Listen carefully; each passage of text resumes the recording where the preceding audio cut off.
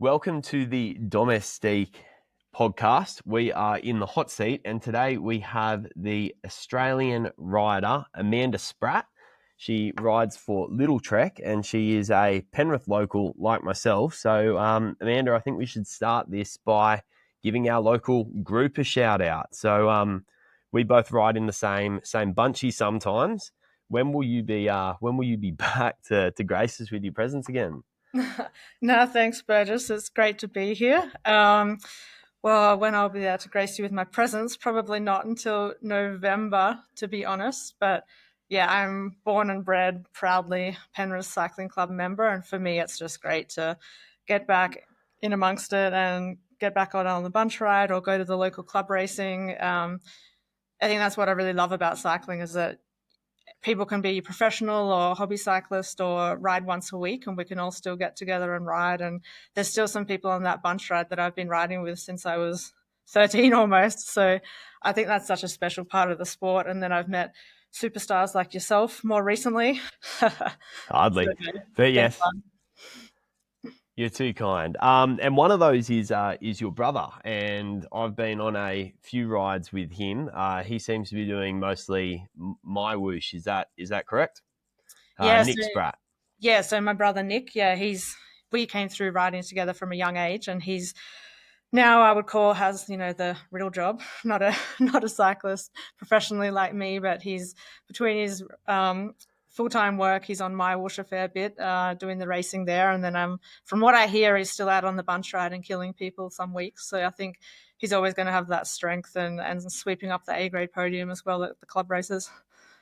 He always just does a sneaky. So we ride to Oran Park, and every time on the way out, there's no Nick, but on the way back, he always somehow manages to just time it right where his probably 100k ride just meets up with ours. And he always seems to be hanging on the back at the end, having a chat, and then he goes onto the front and rips everyone's legs off. So Yeah, no, when I you think two get together, what's the brother and sister dynamic there? Are you still trying to rip each other's legs off up Springwood Road, or? look, yeah, we are competitive. Yeah. But yeah, we both started on the road when I was 13, Nick was 11. And from the very early years, we always went out with my dad. So it was a family riding affair. And within a year or so, it turned into my brother, Nick, and I having little tactical meetings behind my dad and then attacking him on the rides, trying to drop him. So, I mean, we've always been quite tactically astute in that respect and practicing out on the road. And I mean, now we're a bit calmer now, but still put us going up Lapston Hill or something like that. And we are trying to push each other a lot of the time. But thankfully for me, Nick is a bit less fit than he was a few years ago. So I'm happy about that because he was ripping my legs. Little dig, yep. Just for so I used to do, before I had kids, I used to go out and I would do repeats of I believe your favourite climb up to Hawkesbury Lookout, and I was feeling pretty good about how I was going one day, and felt like I had some pretty good speed, and then over my shoulder, you just came flying past in full Trek kit, and on the way down, you told me that you were on your sixth repeat, I think, and I was on one. So yeah, you very much humbled me that day, and I don't think you were trying. So Yeah, I no, feel sorry for yeah, I did tell you that was just your brother. just a recovery climb, No, Just I'm joking. occasional six laps. Yeah. I was doing a full effort, but yeah. Well, your full effort is insane, and just a couple. I think it was last year. The SBS crew, people in Australia might want a bit of an update if you're okay with providing it. Your dad did have a health incident last year. Are you happy to provide an update on how Yeah. he's progressing? Yeah. So yeah, many would know that in the middle of last year, my dad had a cardiac arrest, and I rushed back to Australia. It really wasn't looking good at all, but he's always been a fighter, and he fought through it and managed to get there. He was in hospital for several months, and is back home now. And honestly, he's doing amazingly well. He's been to the cardiologist recently, off some more meds. He was back out on the road. And I think some of the people he rides with were quite happy that now he's a bit slower. So they can all sort of joke about it now. But I think, yeah, it's honestly been a miracle, and it's great to see him back out there. Unfortunately, he did fall over in the garden recently and fractured his leg. So he's off the bike again for now, which is killing him. But no, I mean, honestly, compared to what we were faced with at the beginning, he's doing amazingly well, and we're all so proud of him and happy to see him where he's at. And that was a pretty emotional Tour de France for you, because I believe was it the Tour de France and you crashed and had fractured your hand, but you were pushing through for your father, among other reasons. Obviously, no one wants to abandon a Tour de France, but how was that for you? Yeah, so I'd been back in Australia for, I think it was 2 weeks in the end, and then I went straight back to Europe because I really still wanted to do the Tour de France. And then stage one, crashed, fractured my hand. And then any normal person probably would have just stopped at that point and given up. But I just, had this inside desire, inside burning that I couldn't give up. I couldn't. Also seeing how my dad was fighting as well, I just felt like this is not something I can give up on. So I just kept pushing and pushing. And I mean, looking back on it, was it the smartest decision? Probably not. My body was twisted. I really couldn't ride properly. I was just I think I was trying to convince myself that I could get through it. And I think it was the second last day when Ina Teutenberg, our DS, saw me and how I was sitting on the bike, and she said, "Spratty, stop, get in the car." And I think that's what I needed, someone just to tell me to do that. But yeah, I mean, probably not the smartest decision, but that's the decision I made in the moment. And yeah, I mean, I'm still incredibly grateful for all the support I had from Australia throughout that time, with SBS as well. And I could really feel all the love and support behind me and also my whole family. Yeah, well, I know it was stage 7 because I was glued to it. And the group chat that we have for the Penrith Cycling Club was really going off. Lots of emotions going there. So I know that you had an impact and inspired a lot of people in at least that chat. But yeah, it was really good to see. And I'm glad that everything seems to be back on track, and the hand is obviously good now. Yep, no, the hand's good, no issues. So all good at the moment, touch wood. All right. So one way that we're going to open some of these interviews all of these interviews on the hot seat is with some quick fire questions. So you have a minute and I have, 50 questions. I don't think we'll get through nearly that many, but you have a minute to try and answer as many of these as you can, a little bit of competition. So we're looking for fast, sharp answers. So are you ready? I feel like I'm on the chase. All right, yeah. Yeah, a little bit, but there's no money attached to this at all. I'm sorry if that was if that was promised, it's not happening. Okay. So let's go. So 1 minute starting now. Climbs or descents? Climbs. Favorite post-ride snack? Eggs on toast. On the bike for the rest of your life, are you riding road, gravel, or mountain bike exclusively? Gravel. Okay. FTP or VO2 max intervals? VO2 max. Okay. If it's raining, riding or indoor trainer? Riding outside. Cycling hero growing up? Jens Vogt. Most used emoji in the group ride chat? Laughing, crying emoji. Best coffee stop you've ever had? Oh, any coffee stop in Italy. Best coffee. Okay. And bucket list cycling destination? New Zealand, actually. Haven't been there. Okay, and biggest fear on the bike, last one. Probably crashing. Fair enough. Me too. All right, good work. You made it through 1, 2, 3, 4, 5, 6, 7, 8, 9, 10. So you've set the benchmark. This is the first time we've done it, and you've set the benchmark, right, which means you are both the winner and the loser of the competition at the moment. So congratulations. Stick with winner. I'm a half glass full kind of person. That's it. So am I. All right, so you are currently the leader of the quickfire questions. So let's move on to question 1 then.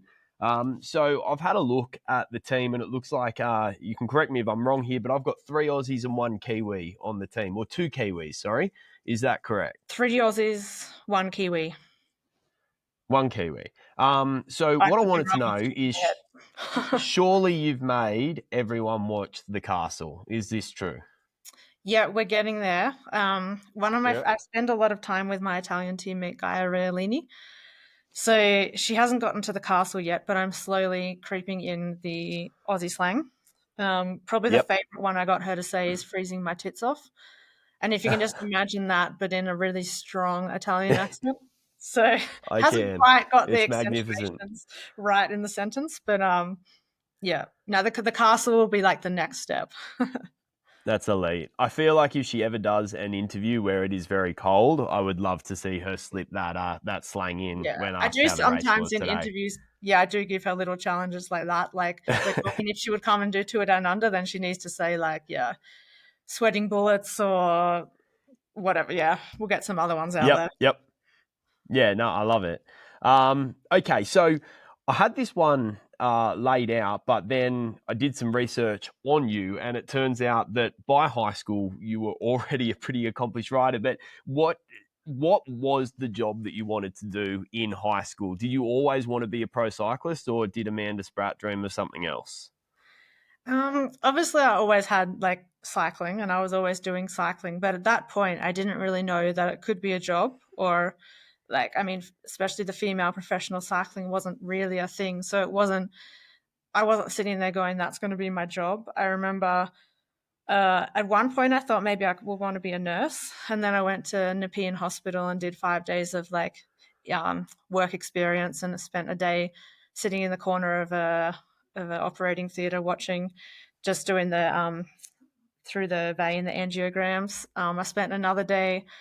What was I doing? Oh, helping to sterilize equipment. Mm. Um, I think after that day, I decided I didn't want to be a nurse.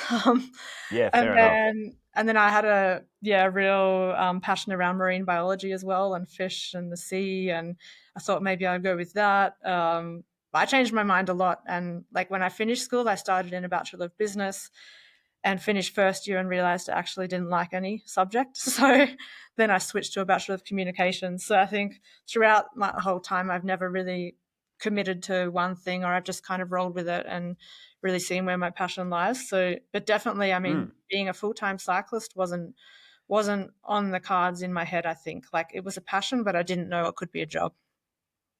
Did you finish any of those degrees? Your Wikipedia page says that you have a 2-year Bachelor of Business degree, so maybe they need to update that. Yeah. So I started the Bachelor of Business and I finished all of first year. And actually, because I Mm. finished first year, they gave me a university certificate in business. So I have that. Okay, And then that would be it. I've completed an Italian and a German language certificates. And then I did a Bachelor of Communications majoring in public relations. So I did Mhm. that all online. It took me almost 9 years, I think it was. Wow. Graduated, but I mean, to be honest, I'm really proud that I got through it and I did it. And Yeah, yeah, totally. and I mean, I 'Cause just took it easy, like one subject at a time through open universities. And I remember mm, it was really special. I went up to Brisbane with my mum and dad and I was able to go to the graduation ceremony, which was really cool that I was actually in Australia at the time. So that was a proud yeah. moment. Yeah, how good. So I've had a chat to your mum, and she said that you may have had a future career in discus. She said that you No. were quite talented at discus. She's described your maybe not. I think she said you had an excellent wind up, but your throws went about 2 meters. Can you Like, confirm? no, thanks, mom. Like, I can't. Unfortunately, or fortunately, depending how you look at it, we do have this footage on home video of me, Oh no. at Little Athletics, like, yeah, the full, like, proper professional discus wind up. And then, like, when I actually have to throw the discus, it's just like I have major CBF and it just goes like 1 meter. And then I walk out. Like, it's just like I had the full build up and then just couldn't be bothered. And then the Fantastic. same, like I did gymnastics when I was little and I just wasn't not an elegant person for doing gymnastics, just thumping around everywhere. And yeah, no. Thanks, mum. Cheers. But it is a bit of a family joke. Like, and also when the family would go and play tennis, I just end up being the umpire because I was just terrible with the hand-eye coordination. So, it's Well, it's always a running joke, and me and my discus. She said you were fantastic at the track and field, though, and that then seems to have led into BMX riding. So I have it that you competed in the World Championships when you were 11. Yeah, Is that yeah. adult World Championships or juniors World So Championships? age group world championships. So yeah, I Okay. started Yep. BMX racing with my brother when I was 9 at the Lawson Club, local Blue Mountains BMX club, because I think my brother and I just had too much energy ripping around the garden that my parents were trying to find Too an much BMX bandits. alternative outlet to unleash our energy. So started up there and yeah, progressed through the ranks. I was state champion, fifth at the nationals, I think, and then the world championships were in Melbourne in the year when I was 11 years old. So we thought, okay, why not? We went down there, and so it's all age group at that point. So in the 11-year girls, then I ended up fifth in the world championships. So I mean, it's not like a huge event like the senior Mm. BMX worlds are now, but it was still something cool to be part of, and really like I'm really grateful for those early days and the community there around the BMX. And there's still people that I'm in touch with from BMX to this day. So yeah, it's really Yeah, nice. right. I find it really interesting. I've raced against a few BMX riders, and the last thing you want to do with a BMX rider is come to the sprint with them because they just absolutely rip your legs off. But it's interesting that that has not been the path that you've gone down. So, how do you find that BMX prepared you for transitioning into the peloton? Were you once a fair income sprinter, or have you always been a climber and BMX just prepared you in other ways? I think I've never been just a climber. Like I think for sure when I came from BMX into road and even in the junior years, I had a pretty good sprint, and the same way I won the Junior World Points Race Championship just by winning the sprints there. So definitely I've always had a good sprint, but I think I've always also in the BMX I was never one of the fastest people out of the gate, but I was one of those people that through a minute and a half, I just keep catching people. And there were many times where I just caught people with like 20 meters to go and went through and won the race. So I always had that real Yeah. endurance about me as well. And I think when I came into the road and became a senior, then I started to kind of see like, okay, where can I fit into it? And I really enjoyed the climbing and started getting better at that. So I think that's sort of just naturally headed in that direction. And I will, and Yeah, also fair. like I knew I wasn't like a. There a few years ago at the Giro, actually, I was racing for GC, and I wasn't in Lidl-Trek yet. I was with Green Edge Cycling, and we were coming into the finish. It was quite a technical one. I needed to be in the front to protect my GC hopes, and all of a sudden, like with a K to go, I found myself on Elisa Balsamo's wheel, who one of the best sprinters in the world. And I just remember Yep. thinking, oh my god, like no, I don't want to be on this wheel. It's too scary. Like everyone wants this wheel. And at that point, I thought, gosh, like that is not the sprinter mentality. Like, yeah, I'm not a sprinter. So, Yeah. yeah. Yeah, totally. I am also not a sprinter, but I'm also not a climber, and I'm also not a ruler. So that is why you win races. And yeah, You're an all I'm rounder. lucky to top 10. I'm all round bad. Yeah.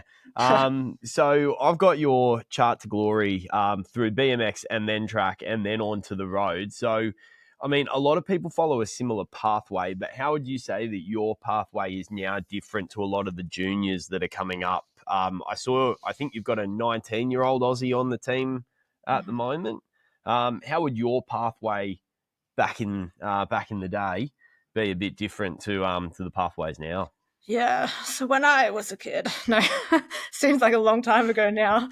But I yes, think we're roughly the same age, and I can tell you it feels like an age.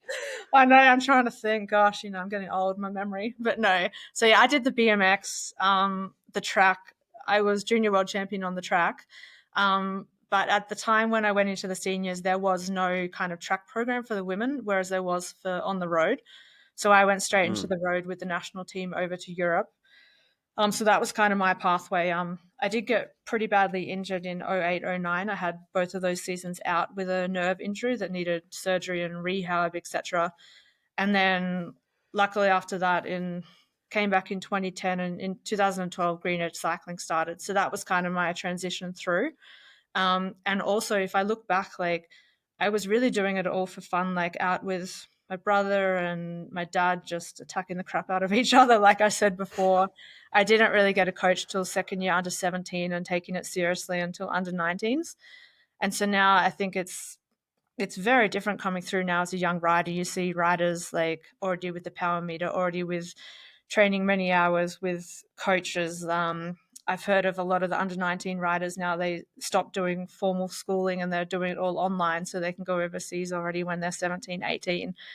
Um, and now there are like a lot of teams have those development teams in them and they're really trying to um, get the young talent as well. So I think in some ways it's easier in that respect that teams want to look for young talent, and in other ways harder because sometimes it's harder to get your foot in, especially coming from Australia. You really need to make that effort, maybe to go over to Belgium and race Comises or stuff like that. But I think what's been positive in Australia is definitely the Pro Velo Super League. I think that's been actually a really good thing for the sport, and we've just seen like Jack Ward, he won the men's side of it, and he's just signed with the Lidl-Trek Devo team for the next few years. So I think that's actually really exciting to see that Australian riders are being noticed, and they don't have to always be in Europe, but like a good result in the Pro Velo Super League, like teams are starting to look at that and say, hey, okay, there's really good talent coming out of Australia. He had a fantastic Pro Velo Super League, though. His Yeah.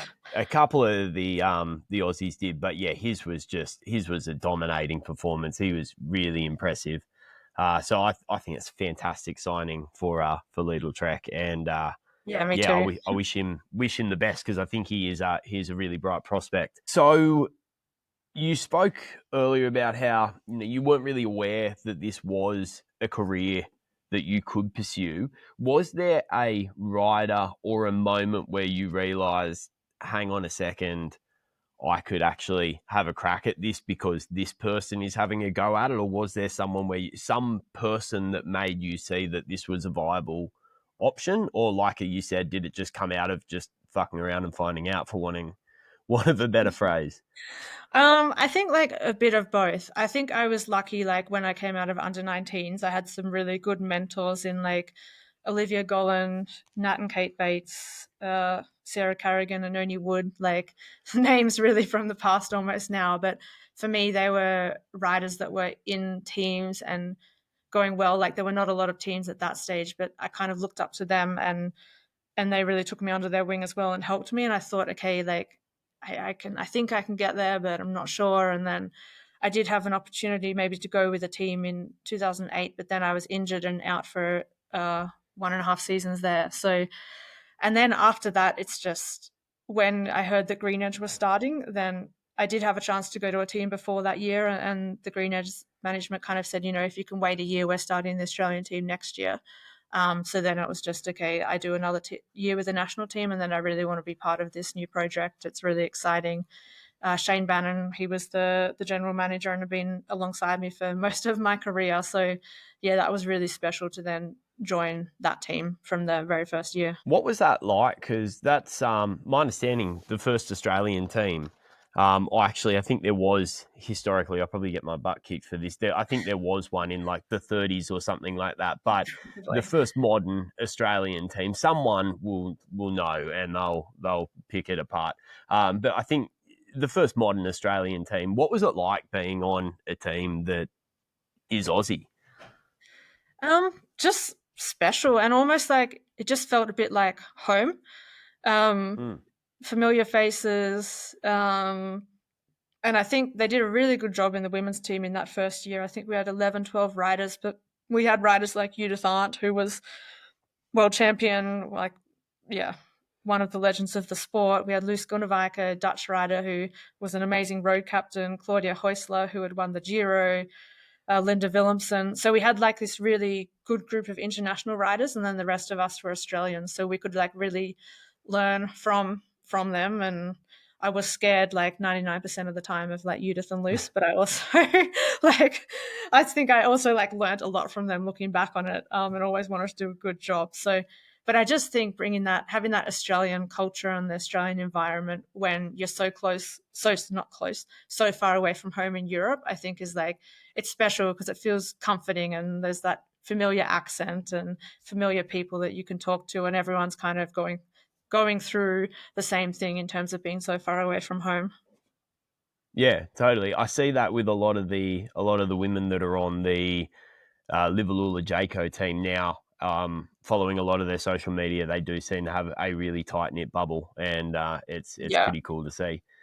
All right, so I've got when you're talking about the Australian team, was that the Orica AIS team before Green Edge started? Is that yep?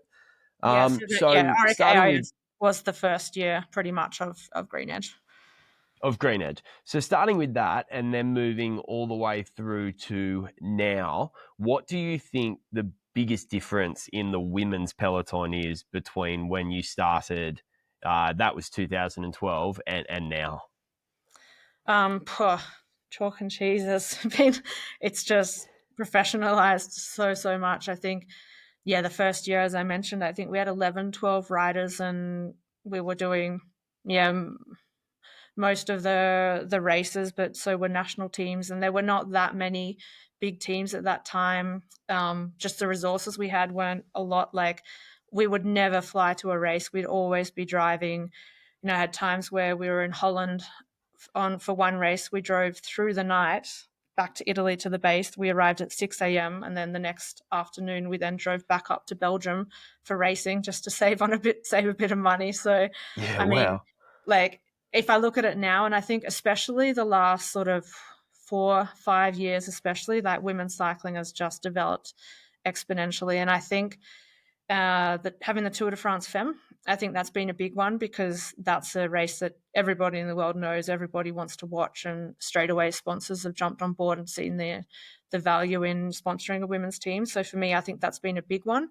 And I think a lot of people said when the UCI put the regulations about the Women's World Tour and the minimum salary and the conditions, a lot of people thought, oh, this is going to kill like half the teams. But actually, in the end, most of the teams, I think, have managed to step up and sponsors have come on board. So I think Mm. just having that little bit of a push as well has actually been really helpful. And yeah, I mean, now, in the early days, my parents were following on Twitter desperately for any kind of update. And now mostly they can watch at least some of all of my races and be terribly sleep deprived most of the year.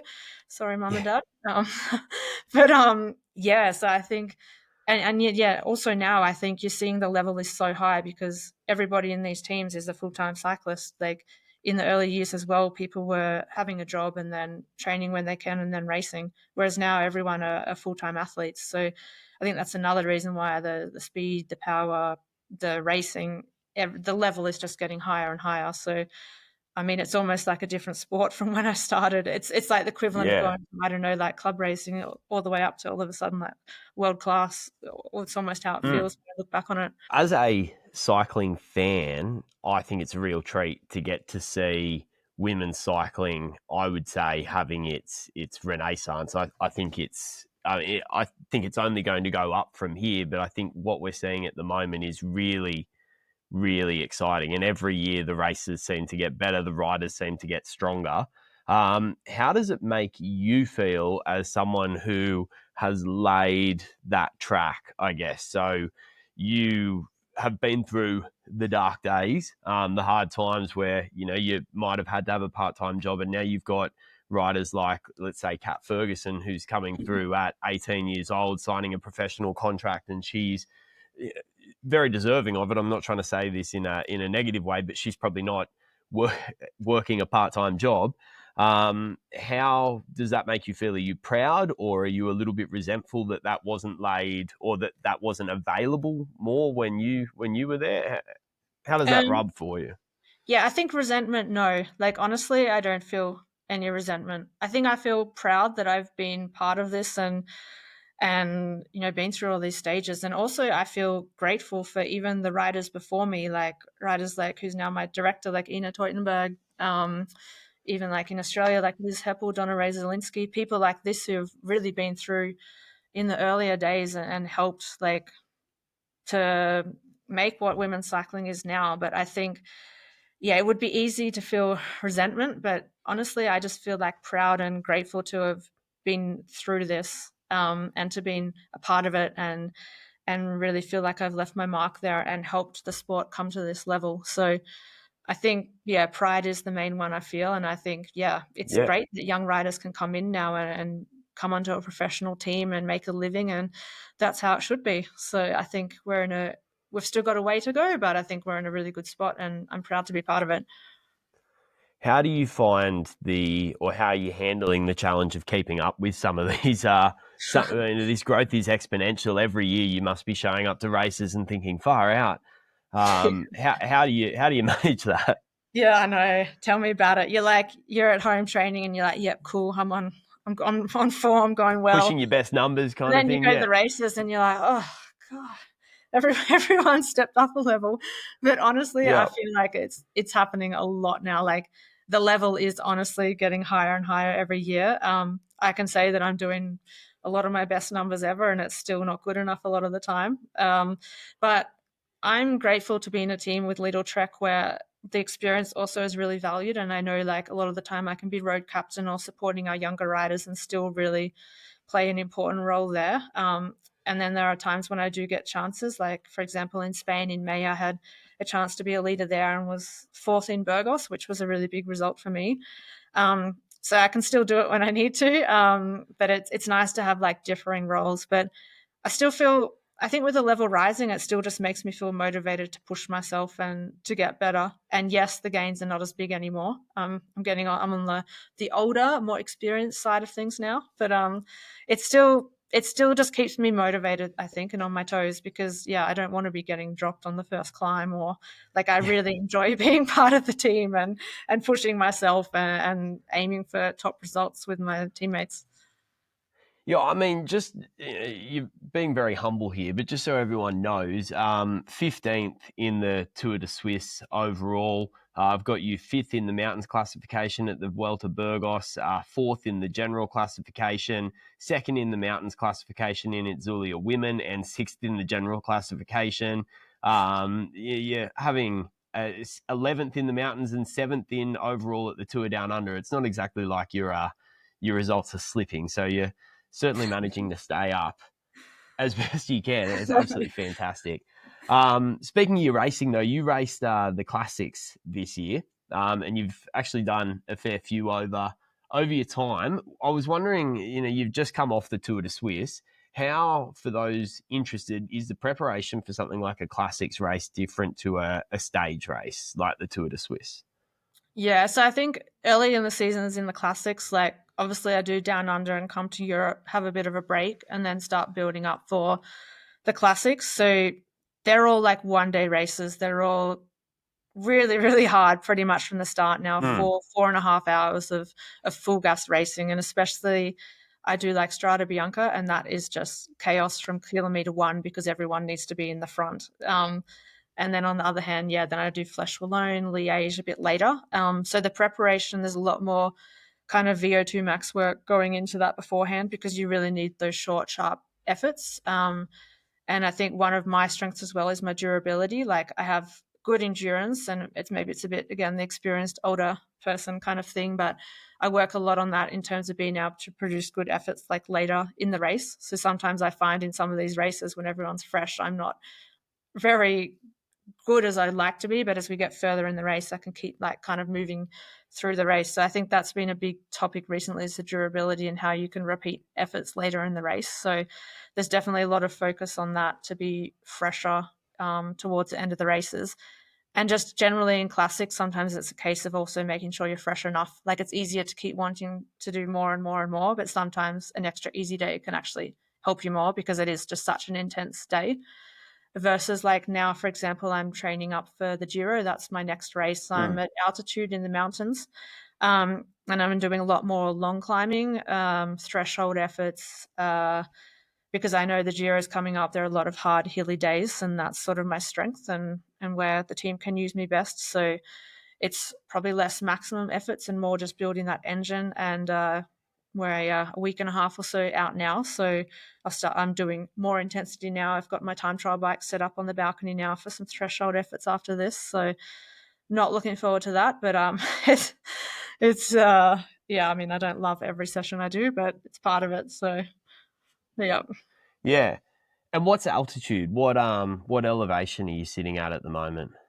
So right now I'm at 1,800 meters. So I mean, Wow. for example, I before the classics we went to Sierra Nevada and that was 2,300. But I chose to come here. It's couple hours away from home. It's 1,800 meters. And also I came straight from the Tour of Swiss to here. And the Tour of Swiss this year was actually 4 really hard days of racing. I also went in a bit underdone because I'd had my break and was sick after Burgos. So I just wanted somewhere where I could be at altitude, adapt quickly, but also recover. So for me, I think 1800s, I don't need to be higher. And especially when I want to be putting in some quality as well before the Giro, I think it's the perfect place to be. It's also hot as well. So we know the Giro is probably going to be like riding in a sauna. So it's nice to tick off the altitude plus the sauna naturally. So no, it's a good place to be. So we're at in Penrith, we're at 32 meters above sea level, and it is hot as a lizard's tit at in Penrith. So do you find that, like, would you prefer the Giro at the time when the men race it, when it's a bit cooler? I mean, it wasn't that cool this year, but you know, it's a bit earlier in the season. Or do you find that you shine in the heat? I have to say I don't mind the heat, which probably won't come as a surprise as a Penrith or Springwood, Blue Mountain. Separate myself a bit there from Penrith, but yeah. All right. The Penriths. I live at the foot of the Blue Mountains. That's what I tell everyone. The other side of the Nepean River. Yeah. But no, I do generally find in the heat I'm much better than, say, when it's a really cold race. I'm definitely struggle more in that than in the heat. But I still think, like, now at this time of the year, it's really hot. So I do have to sort of adapt a bit to the heat as well. Otherwise, it's just a big shock to the system. Like in Tour of Swiss, we had a hard day on the mountain and I felt like I was on fire for the whole climb. So at that point, I knew, okay, I need to work on it a bit. So I think, it's not Penrith heat quite yet, but I wouldn't, like, for example, the UCI announced that next year the women's Giro will actually be moved to the end of the men's Giro, so sort of end of May, early June. So I think I quite like the idea of that, a bit cooler, not crazy cool, but I think that's a really nice time to have it as well. Yeah, I think it's a good outcome as well. I mean, obviously you're starting on the 6th, and that showing a lack of knowledge that I should have here, but I believe that's the day after the Tour de France kicks off, which is just ridiculous for the second biggest one-day race in the... Yeah, it just means, like, I mean, if I, people will all watch the oxygen is sucked out of that. It's just taking viewers away from what is a great race. Whereas moving it to the end of May, early June, then I think it's a perfect time.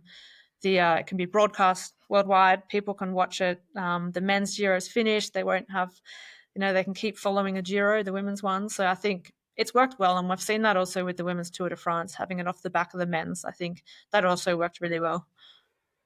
Alternatively, the way the Tour de France is going at the moment, move it to week 3 when Pogacar's already 5 minutes ahead, and then everyone will tune into the women's race anyway because that one's a wash.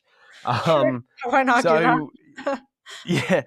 Talking about the Tour de Suisse though, you guys had a pretty decent result. 4th for Fisher Black, and again yourself coming 15th. You are outside the top 3 though. Are you guys walking away from that saying, yes, that's good work, girls, that's a good one? Or is there a bit of a coming into the Giro, we need to sit down and have a talk about what we're going to do to crack that top 3? No, actually, we were really happy with the Tour of Swiss. So we didn't go in there with like a firm GC focus, more looking on stages. So we had Elisa Balsamo win the 3rd stage. So that was a huge tick. We were really happy with that stage win. And then I think in particular the last stage with Niamh and also Bella Holmgren, our young, I think 20-year-old now, Canadian, climbed really well there. But I think the biggest thing that we also took out of it is that Niamh is, I think, 24. And the 3 ahead of her, Kasia, Dami, and Marlene, they're more closer to 30. And in the Vuelta in middle of May, Niamh was getting dropped by them on the longer climbs. And here in Tour of Swiss, there were 4 of them left. She was there. She was on the front, like attacking, driving it. Like, yes, she made some mistakes after the climb, but I think she really stepped up. You could see she stepped up a level from the Vuelta, and that was cool to see. And I think if you see the difference in age, like between Niamh and those other 3, then she has so much room still to grow. So I think that's been something really cool to see this year with Niamh, as she's come from SD Works, where she was always a bit in the shadows and working, and now she's here and she's getting the chances and the support, and you can just see that confidence growing as well. So I think that's, I think we were all really, really pleased to see that. And when she gets to the finish line and she's really angry at herself because she did this or got dropped there, then, I mean, as I said to her, like, these are all things we can work on and change easily, but you being able to climb with the best, that's the hardest thing to do, and you're doing that. So the other things can be worked on, quickly and easily. So I think, excited, I think, is how we came out of Tour of Swiss. Yeah, good. Because I mean, it is a fantastic result, and yeah, I mean, beat by three of the best riders in the world. Like, Yeah. it's not like you're coming up against some easy competition in that one. So then moving on to the Giro, which, as we said, kicks off on the 6th of July. You've told me that you can confirm that you are indeed racing the Giro. Sorry, not sorry, but yep, I am. Thank you, team. Yep. And is there the intention for some can you reveal any of the plans, I guess, for the Giro without giving away riders that you can't give away? Are there any stages that maybe you're looking at, licking your chops over as a team, thinking that's a good one? I think we start with a time trial in Bergamo, 14.2, 14.8, something like that kilometers. So I think, not for me, but I think for the team in general, that can be a really good opportunity to try and take pink. So I think that's already going to start off well. And then I think if I look more to like the last 3 stages in particular, if I had to choose stages that I like the look of a lot, the last 3 days are very hilly, very technical downhills, very just unrelenting. So I think, it's time for Spratt attack, then that's where it's going to happen, somewhere in those last 3 days. I'd really love to try and get a stage win if I had to say what my personal goals would be there, and see how that fits in within the team goals. But definitely those last 3 days, like, it's a really, really heavy back end of the Giro. And I think the last stage, we're doing laps of the Imola World Circuit, which, for anyone that remembers, is just bonkers hard with the steep climbs and downhills. It's just unrelenting. So I think we don't have any champagne ride around Rome. We race hardcore till the finish line. Yeah, big time. Same with the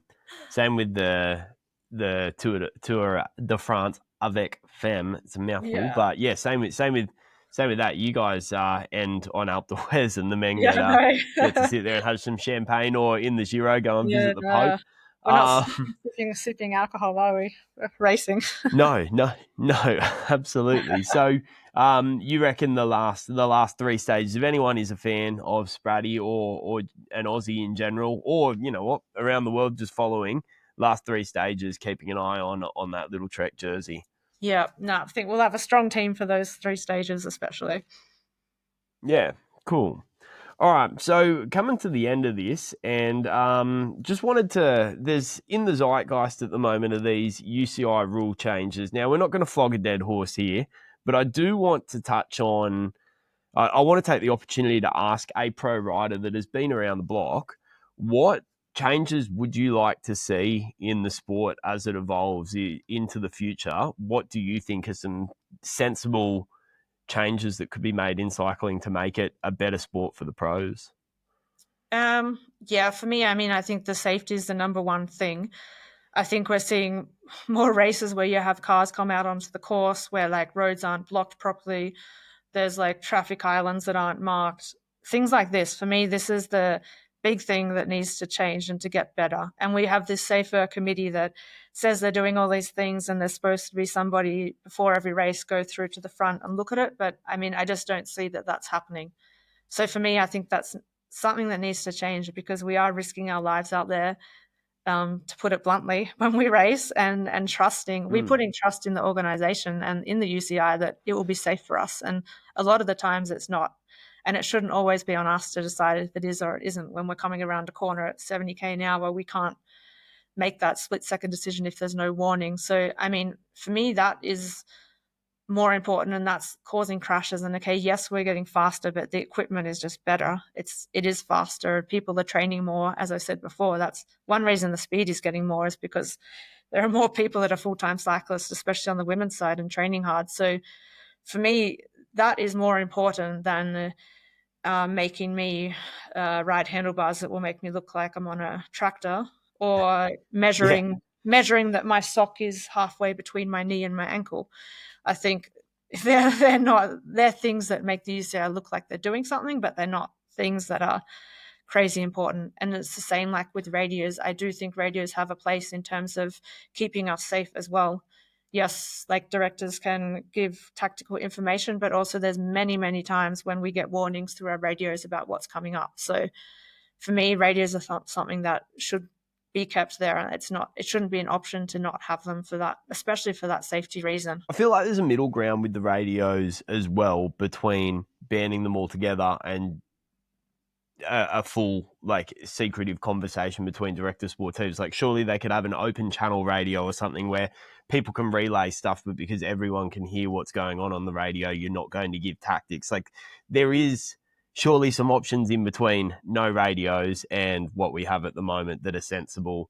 And you weren't racing the Copenhagen Sprint, were you? But that was bonkers when you're talking about unmarked thing. I was watching the highlights of that, and there were some things that just made me sick. Watching riders coming around a 90-degree corner, right onto a traffic island with no signage. And I think like the thing with that is that like it went straight into a World Tour race, and I think normally races have to go through a process where they don't get World Tour status in the first year, whereas that was World Tour year one. Like I don't think it had all the checks done. I mean, from what I understand, there was a lot of feedback after the women's race, and it was improved quite a lot for the men's race. But I mean, you shouldn't use one race as a test dummy for the next race. It should be good from the start. And so, yeah, I think that for me, that's the biggest thing that can make it safer for us, not looking at sock height and handlebar width. And yeah, I mean, especially like not to go on about the handlebar thing, but I mean, I don't think there was any recognition of the female cyclists really in that ruling, and having just a blanket rule for men and women. For me, that makes no sense. I mean, the average male shoulder width is 5-6 centimeters wider than the women, so why should we have the same rule? So I think I said I need to meditate after this, but it's frustrating, put it that way. It is galling, for sure. Yeah. All right, so I think we're coming up to time, so I'd like to close this off by asking you one last question, and that would be, hopefully there's quite a few young female cyclists that are listening to this that are wondering how to make that pathway into sort of turning cycling into a career. What would be your piece of advice if you were at a cafe stop and a young female rider came up and asked you for some advice? What would you tell them? I think I'd tell them to make sure it's always fun, that the sport's always fun, that you shouldn't be doing it for any other reason than it's fun. A bit of advice I got from Gary Sutton actually when I was a younger rider was to make sure you surround yourself with good people and people that trust and people that can be your cheerleaders as well. So I think that's really important to have a supportive family or a coach or friend, whoever it's going to be, but to really surround yourself with good people who believe in you and that can push you, that you trust, that can be your cheerleader, because sometimes not everyone is there to be a cheerleader for you. Or, I think that's really important. And also to be curious, to ask questions, don't be afraid to reach out to me or to other professionals and ask us, because we have a lot of knowledge, and for one, I'm happy to share it and to help where I can. So don't be afraid to be curious, to ask questions. I think that's my advice. Cool. Well, thank you very much, mate. Genuinely good to see you. Looking forward to seeing a bit more of you in the summer. But thanks for popping on. And socials, Amanda Spratt on Instagram. Any other socials that you want to plug? The Lidl-Trek team. Yeah, that'll do. Yep, Lidl-Trek. Yep. Good stuff. And look. Yep. Best of luck in the Giro. I will be watching if I can find it televised. Although I think it's going to be a bit challenging. But I will be paying attention and trying to see how you go in that. So good luck, and we're all behind you, mate. Thanks very much. Okay, see ya. See ya.